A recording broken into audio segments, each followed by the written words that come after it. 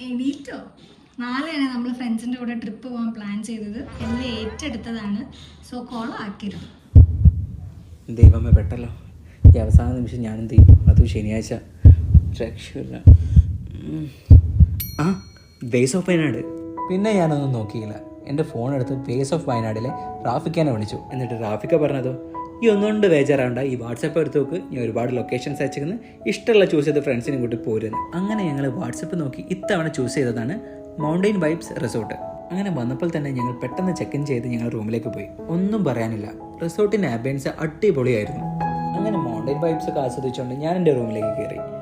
ഒന്നും പറയാനില്ല, നല്ല വൃത്തിയായിട്ട് നല്ല ഭംഗിയിൽ അറേഞ്ച് ചെയ്തിരിക്കുന്ന റൂം, നല്ലൊരു ആംബിയൻസ് ആയിരുന്നു. അതേപോലെ തന്നെ നല്ല ഹൈജീനിക് ആയിട്ടുള്ള വാഷ്റൂം. പിന്നെ ഫോട്ടോ പ്രാന്തുള്ളവരാണ് ഇങ്ങോട്ട് പോരും. നല്ല ഫോട്ടോ എടുക്കാൻ പറ്റിയ നല്ല അടിപൊളി ആംബിയൻസ് ആണ്. പിന്നീട് സമയം പോയത് അറിഞ്ഞതേ ഇല്ല. അതേപോലെ നല്ല വെൽ മെയിൻറ്റൈൻഡ് ആയിരുന്നു അവരുടെ സ്വിമ്മിംഗ് പൂള്.